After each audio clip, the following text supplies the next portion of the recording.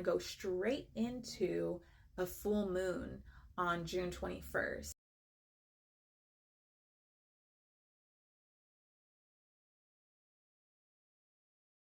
A full moon is actually a feast day unto the Lord. The new moon, which marks the beginning of a month, and the full moon, which marks the midpoint of the month, are, according to scripture, times of celebration and festivity, and just meditating on God and preparing us for the next time period. Okay, so the new moon's all about implementing the new, letting go of things that need to be let go of, and starting into a new month, a new beginning. So the full moon on the 21st is really a time to reflect, see what might be working, what might not be working, and ultimately just to acknowledge the Lord and to meditate and see where you're at. And so these feast days are a beautiful gift from God, okay? And I know some people will say, well, we don't need an altar. I'm here at my altar recording this video, but on full moons and new moons, and even throughout the month, I make it a regular practice to light candles, to light my incense, to come to my altar, to meditate, to sit, to reflect, to spend time with the Lord. And this is really what these new moons and full moons are about. It's about an opportunity to reflect and to spend time intimate with God.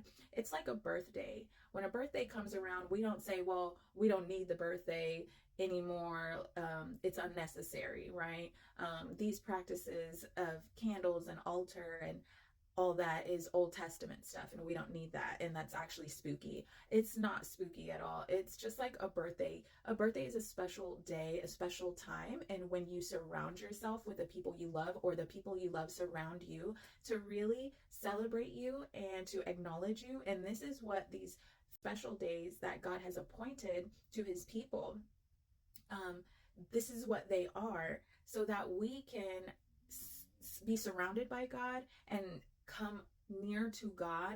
It's a remembrance to come near to God, surround yourself with God, to get still and to acknowledge him and to see what he wants to share with you. And so I encourage all to hone in on this opportunity to do that. So we've got the full moon on June 21st. And the moon represents the mother or the bride or the woman. So they're coming into a marriage point. So this isn't always how the summer solstice lands with accompaniment with a full moon, but this is how it's landing this year. And this is why I also think it's a special message from the Lord in a special time. And I believe that the speech that these heavenly bodies are displaying for us is showing us that this is a time where the bride of Christ is marrying the Lord.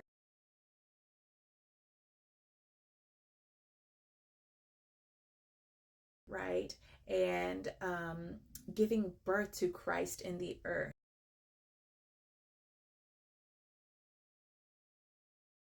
And I talked about this on my last video as well. We're birthing Christ into the earth.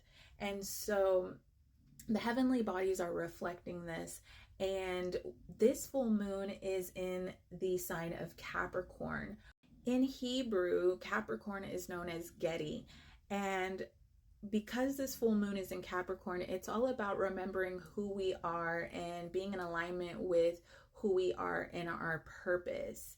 And God's been really reiterating to me the importance of understanding who we are. And he's even been giving me the visual of Simba on the Lion King, right? So Simba is supposed to be the heir to the throne, right? But the devil, or Scar, comes up with this whole plot to steal the throne illegally. And he sets Simba up, he sets his father up, kills the father, then projects all the blame and shame on Simba, causing Simba to go into the wilderness for many years and to run away from his purpose, his destiny, and kind of lose sight of his identity and who he was. And it wasn't until his encounter with, as he matured, got to a certain age that he encountered the prophet, so to speak, the monkey, who allowed him to go into a vision and see his father say, "Remember who you are." And he received the healing and the understanding and the identity that he needed to go back and to fulfill his purpose. So this is really about tapping into remembering who we are, why we're here, and how we're going to serve humanity, and how we really need to be courageous and moving forward in that. So God is really having us address the childhood wounds, the child trauma, the trauma that we've experienced, the narratives that the enemy tries to press on our souls and get us to run away from purpose. But God is saying that we have to face those fears, release them, so that we can come into our divine calling and destiny, because humanity depends on it. Simba, when he went back to the Pride Land, like, it was taken over, it was run over by the hyenas. It was there was no food, things were scarce, the corrupt bad guys were in place, in position of power. And so in order for things to be made right in the land, Simba had to take his place. And so this is what God has been illustrating for me, okay? And so another way that he illustrated this healing, he's been talking about healing of our bloodline, right? Because we're the generational curse breakers. So the healing of our bloodline, the healing of our family tree at the root, and the impact that's going to make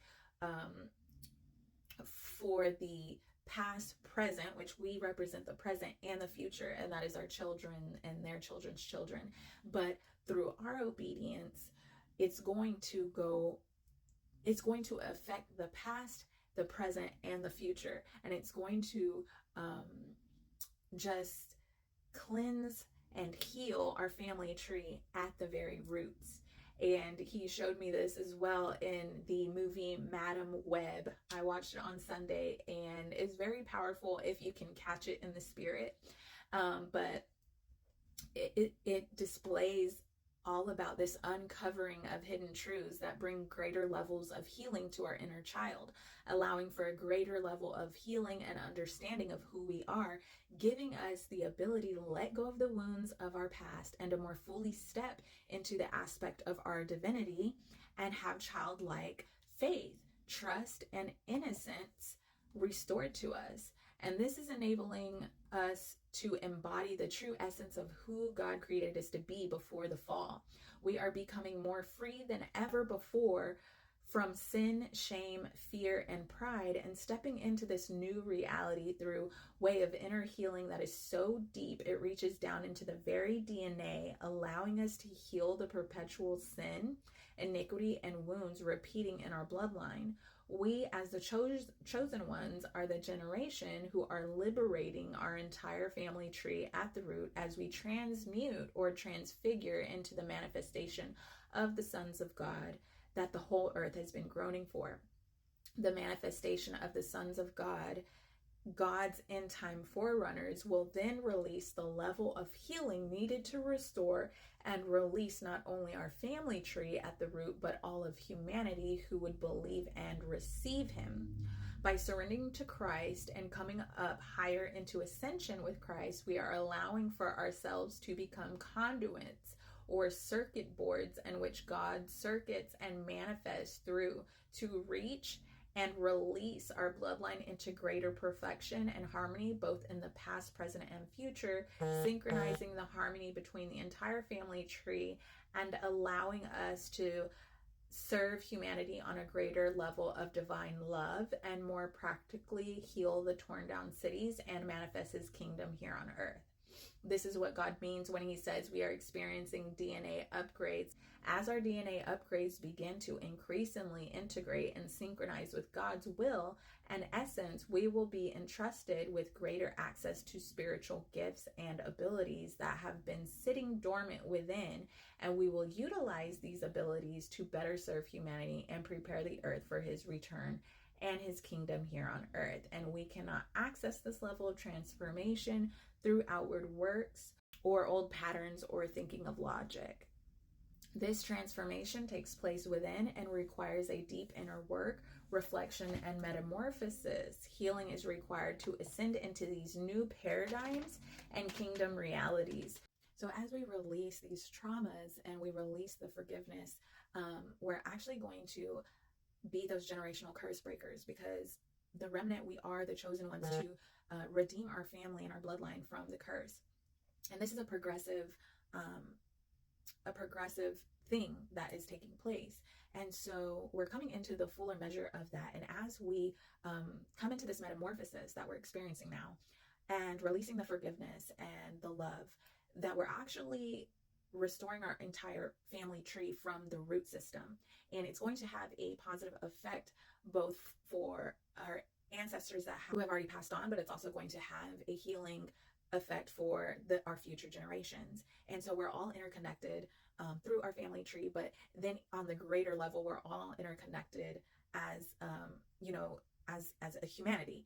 And so by us doing our individual healing, we're doing our part to bring heaven here on earth, to bring healing to the nations, and to ultimately prepare humanity for the return of the King, for the return of Christ. So we are being upgraded down to our very DNA, and it's an amazing thing. Now, quickly, I want to go into the full moon in Capricorn. There on this day, on the 21st, there's also a conjunction that took place in 1941. And what happened in 1941 was World War II and Pearl Harbor thrusting us into full-on World War II. And so I believe we're in a climate similar. We see World War III being really looking like we're on the cusp of World War III, right? So we see that there is definitely wars and rumors of war going on very heavily at this time, and it is a time of great shaking and uncertainty. But I was reminded of what I've heard about America, that America is one of the only nations that comes back stronger from war. And if you look into history, which God has been since 2020 really teaching me more on history and innovation and the Industrial Revolution, all these things like innovation and the housing market, the suburban market, like suburban homes really coming up, was all during times of war or right after times of war. And so this is what was meant by America is one of the only nations that comes back stronger. Now, I believe that America will continue to be a world power, although things are not going to be the same, right? The dollar is on its way out, and a new global currency is on its way in, and this is going to have an effect on the cabal, who uses America as its according to the Bible, as its prostitute to control the world. And so we're going to see the cabal lose its grip in some ways, but obviously we're going to still see prophecy be fulfilled. But God is in control, and he's making sure that the order of Christ and his remnant is rising from the ashes and from the fallen systems that we currently will experience and witness come to an end, and a new time of like an industrial revolution, a new time of innovation, a new order come forth. And again, we know that prophecy has to be fulfilled, but within this fulfillment, the sons of God shall also manifest the kingdom of heaven here on earth. So this is a climax of good and evil, and we know who wins.